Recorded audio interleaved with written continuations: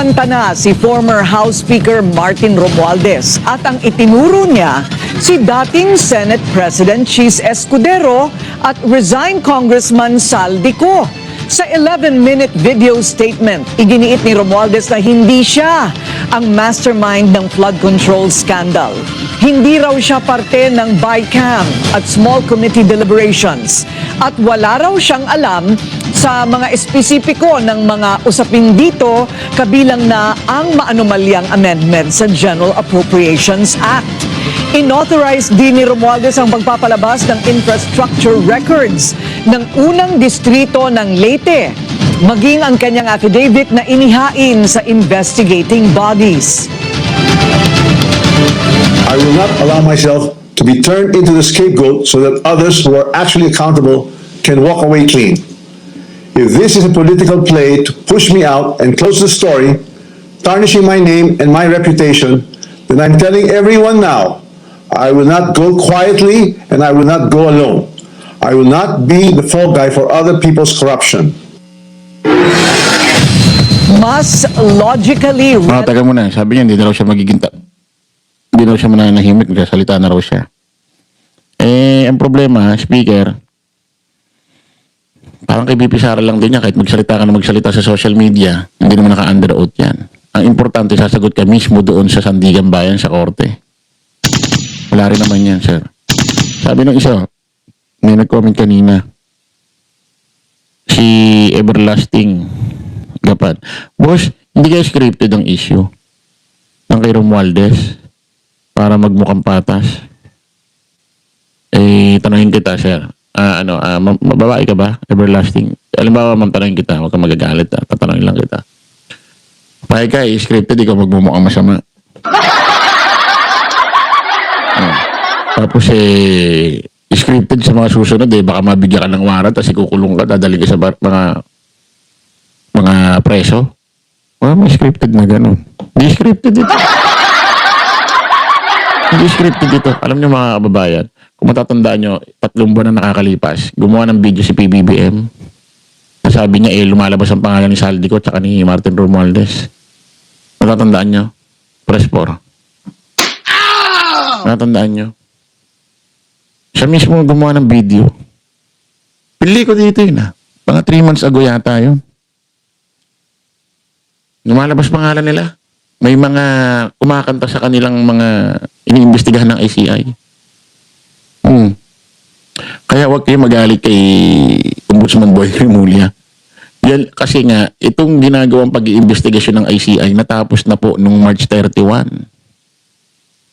So, ipinasa na lahat ng report, pinasa na lahat ng mga ebidensya, pinasa na lahat ng mga report ng mga pinag-iimbestigahan nilang mga tao. Hindi naman galing kay Ombudsman Boyeng yan sa ICI. Tapos i-refer naman ng Ombudsman sa Sandigan Bayan. Ayun na. Parang kay Bong Revilla. Kaya bago tayo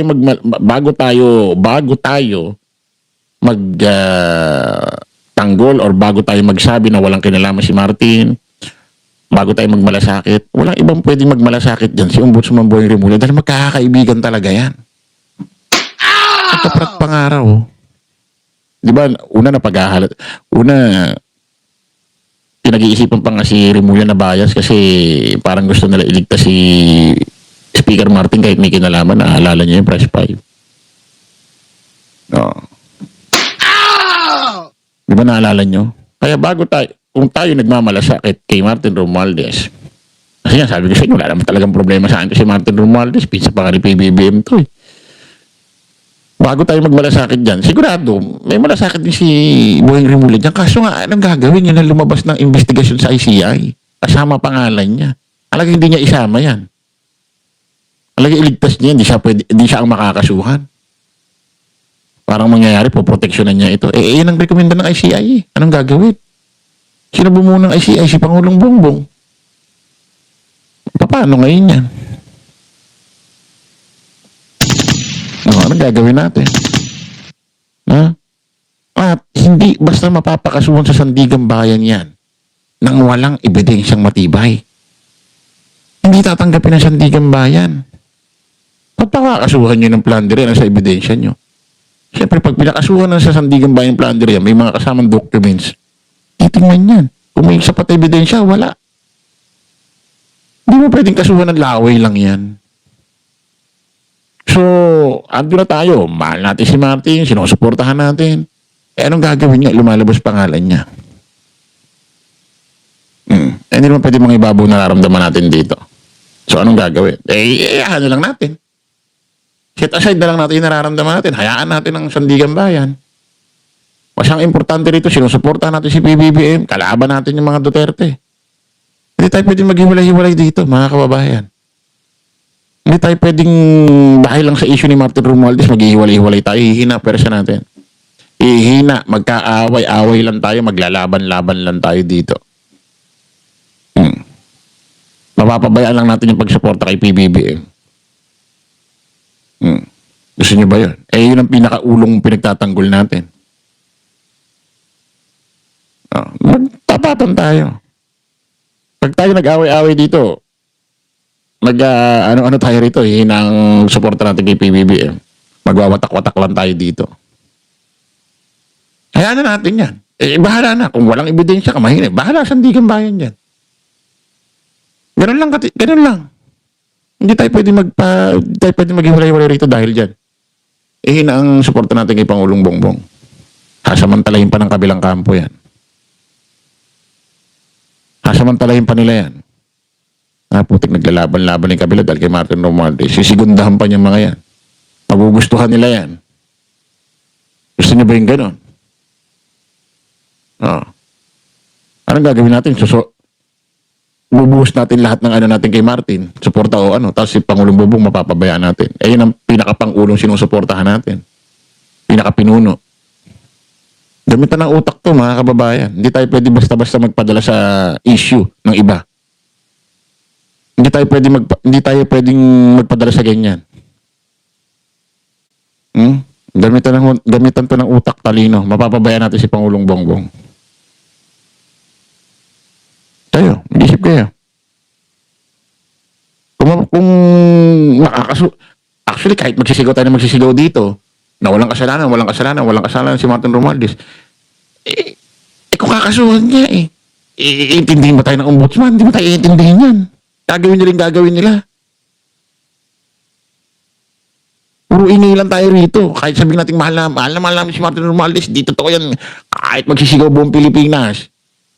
Sila may mga hawak ng dokumento Hindi basihan dito yung palakasan ng sigaw kung mahal si Martin o hindi. Hindi ito yung parang ayaw ng grupo nila Chris Oro. Huwag natin kasuhan. Hindi naman ganun yan. Kung makakasuhan siya, kung i-refer talaga sa Sandigan Bayan, bahala sila. Wala tayong magagawa na ron. Wala tayong magagawa ron. Paubayan na natin yung mga ebidensya. Support tayo kay Pangulong Bongbong. Hindi tayo pwedeng maglaban-laban. Hindi tayo pwedeng magwatak-watak. Hina ang suporta kay Pangulong Bongbong. Mahahati tayo. Bahala kayo. Ngayon palang sinasabihan ko na kayo. Pati sa mga vlogger.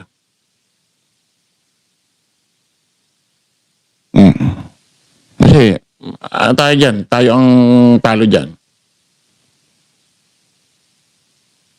Tayo ang talo. Bahala na. Kung lumabas tayo pa, wala tayong magagawa. Bahala na ang Sandigan Bayan niya kung ano mangyayari. Doon tayo sa impeachment. Doon tayo mag-concentrate. Bahala na si Martin. Wala tayong magagawa. Kakasuhan ang gagawin natin.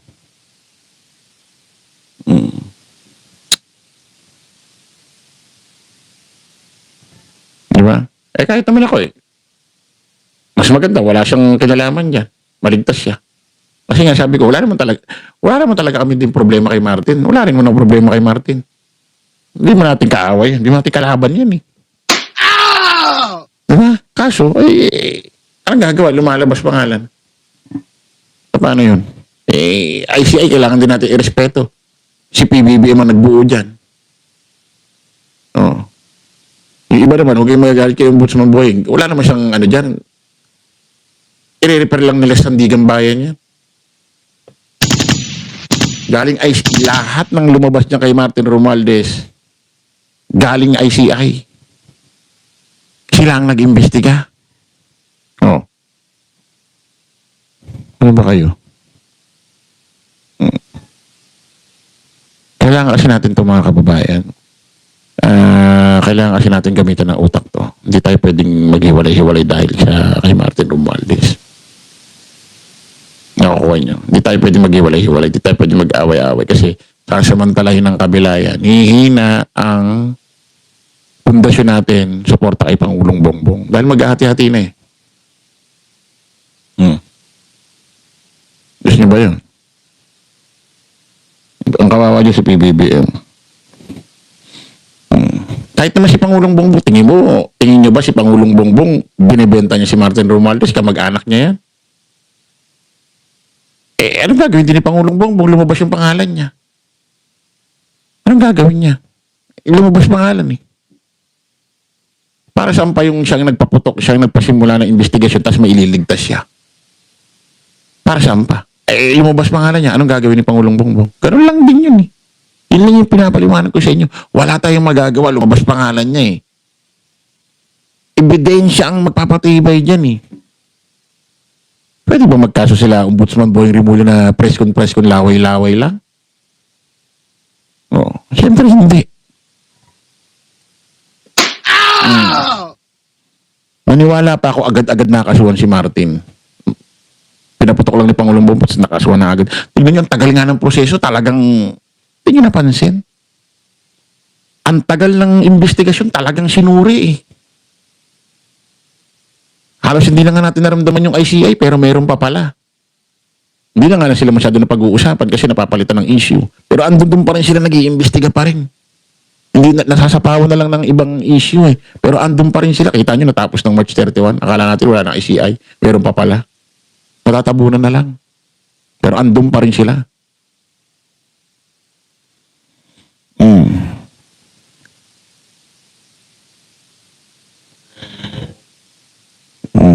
Narinig niyo, may naghilig. Diba? The evidence leads. Ganoon na lang, mga kababayan. Hindi natin patatagalin ito. Ha? Ito, stand ko rito, mga kababayan. Tapatan tayo. Ito galing sa puso ko ito. Wala akong problema kay Martin. Wala akong problema. Kung maliligtas siya dyan, wala siyang kinalaman dyan, much better. Pinsan ni Pangulong Bongbong Marcos yan. Siguradong mahal ni Pangulong Bongbong Marcos yan. Mag-anak niya yan. Kaso nga, anong gagawin? Lumabas pangalan niya. Hindi pwedeng iligtas ni PBBM yan. Hindi pwedeng pagtakpan yan. Siya ang nagpa-imbestigan, siya nagpaputok. Wala siyang ililigtas dyan. Hindi niya pwedeng proteksyonan yan. Nasisilipan siya. Kakasira ni PBBM yan. Ngayon, kung makakasuhan, may ebidensya, bahala na ang sandigan bayan. Ganun lang kasimple, wala tayong magagawa. Importante, balik tayo pag-support kay Pangulong Bongbong Marcos at tuloy tayo sa pag-criticize sa kabila. Bantayan natin ang impeachment. Ganun lang, mga kababayan. Huwag kayong padala sa ibang issue na huwag kayong padadala. Mayayari tayo dyan. Ihina yung pundasyon natin. Asamantalay ng kabila. Sundin niyo ako, mga kababayan. Maniwala kayo. Maliligtas kayo. Hindi kayo makakarating.